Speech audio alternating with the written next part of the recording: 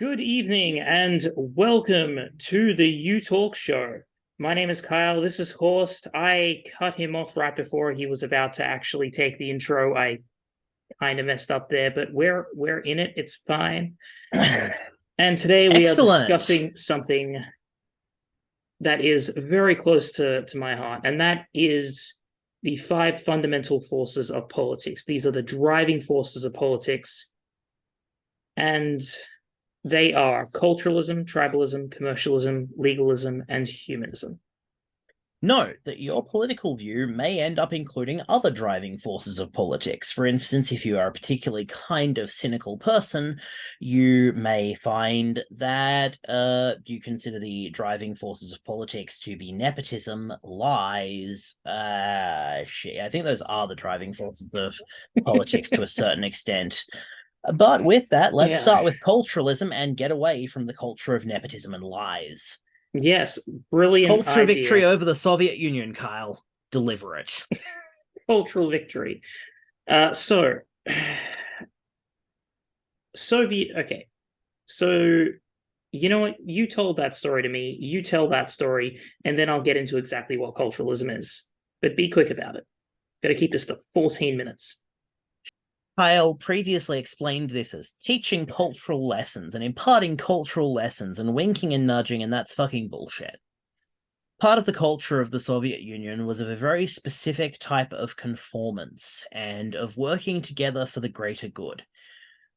Great on paper, amazing on paper. We should all aspire to work together to the greater good. So imagine the consternation of the Communist Party when it turned out that Western rock music, which brought in themes of independence and defiance and rebellion against social norms, became very, very popular in Moscow. Imagine their concern as magnetic tape recordings were coming in from West Germany of the latest American and British rock music. Imagine their concern when they had seized a large number of magnetic tapes. It turned out that people were stealing dental x-ray films and using record lathes to cut this Western music into flimsy bootleg records for people to play.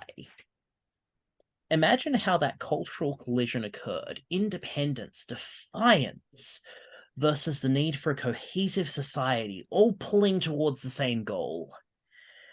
Now, that's very interesting, hear, like, actually, because that is the battle between conformity and individualism. Yeah, and the Soviet Union was on the side of conformity, and the music won. Yes, it clearly did. And I think that it won because it is somewhat innate within humanity to rebel. It is, it starts for most people in their teen years, but it is also innate within us to rebel against injustice. I mean, sometimes rebelling against justice is also what teenagers do, because teenagers are kind of stupid sometimes. It's a developmental It's a developmental phase to be a moron. That is true. We can speak from tons of experience. Oh, hard-won experience. I don't want to be a teenager again. I was an idiot. God, same. Anyway, so that's culturalism. Essentially, the driving force of culture within a society that decides the direction of society.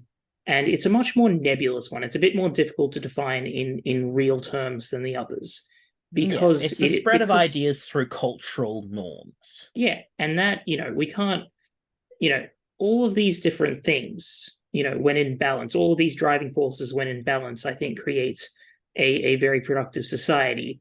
But then the Fire Nation attacked. Yes. But then, if the Fire Nation is commercialism, then yes.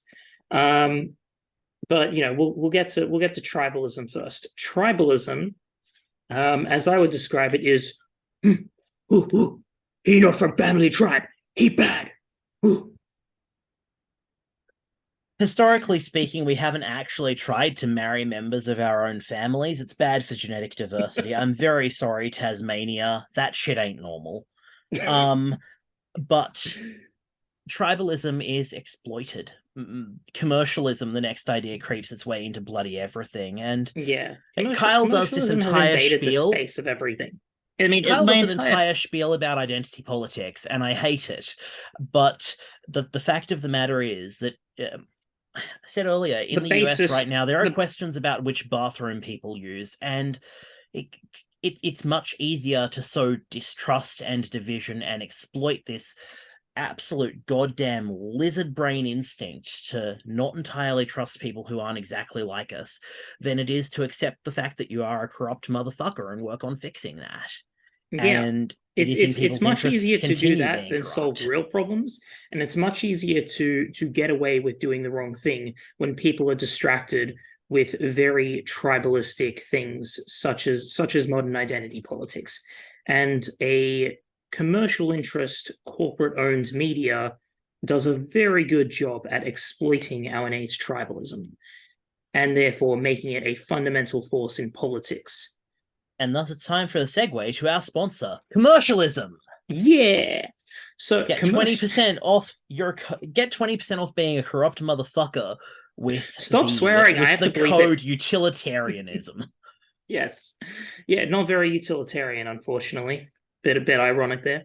But yeah, commercialism is essentially the idea of monetizing things. Innately not really a bad thing. Some things you do want to monetize. Some things you do want to put a very specific value on. Helium's a good example. We need it for medical equipment, and some people want it for party balloons. Sorry, what is? Sorry, I missed the word. Helium. Helium. We use liquid helium to cool the magnets that run diagnostic machines in hospitals. Didn't know and that.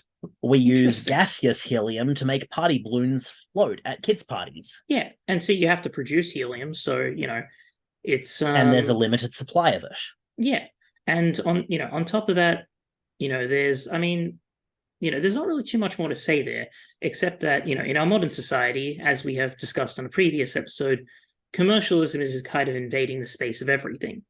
Such as how art is being not driven by culture and an artistic nature within an individual, but rather by whether or not it is profitable. There is the idea that if you're a valuable artist, if you're a competent artist, you'll be making money off it. Yeah, and also we've seen artistic works these days. Something I like to call stories for the self-obsessed.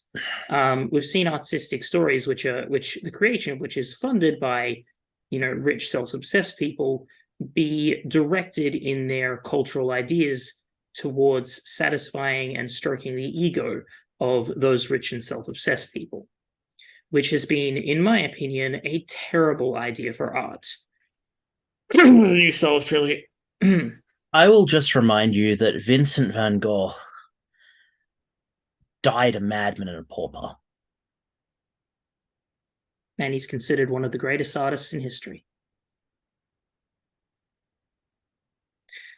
So, with that, that's commercialism. Now let's get to something entirely different, which is legalism.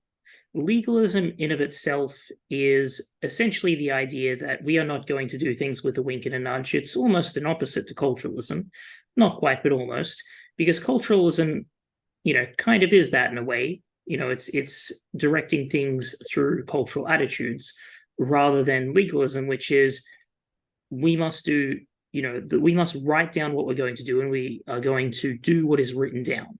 We are going to explicitly codify what is expected of every person in our society. Precisely.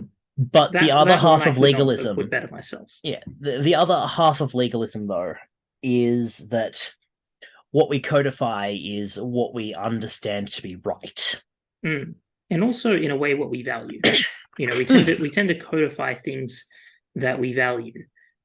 Which is why, oddly enough, a lot of our codification has been around finance and property rights and basically commercialized goods and services and all that. Part of that is just natural crossover, but also a lot of that is commercialism invading the space. We codified penalty rates for people being forced to work overtime because we decided at some point in history that we valued people being able to spend time with their families. Yeah, and that I think is kind of crosses over both into culturalism and also to humanism. Absolutely. Humanism as a driving force in politics is the all right, fine, I'll put a halo there. Maybe. I'll probably be too lazy. But humanism is sort of it's one I focus on a lot. Basically, in politics, it is the idea that we act to the benefit of people, both as individuals and collectively. We act towards their benefit. And so that, it has some crossover, but there's not really much more to say about that, really. That one's actually quite simple. Oddly enough, for the one that gets ignored the most, it's actually the most simple. For anyone out there who is a rampant communist or perhaps a watermelon, the thing that I have in mind is just l'internationale sera le genre humain. What now? The internationale shall be the human race. Huh. It's a workers' organizing song of sorts. It was written for one of the early like communist meetups. Interesting. Tell me about that after, because we've actually just run out of time now, and I swore we get this under 15 minutes, so we will. And so those there are the 5 fundamental forces of politics: culturalism, tribalism, commercialism, legalism, and humanism. I hope you've enjoyed. Nebulism.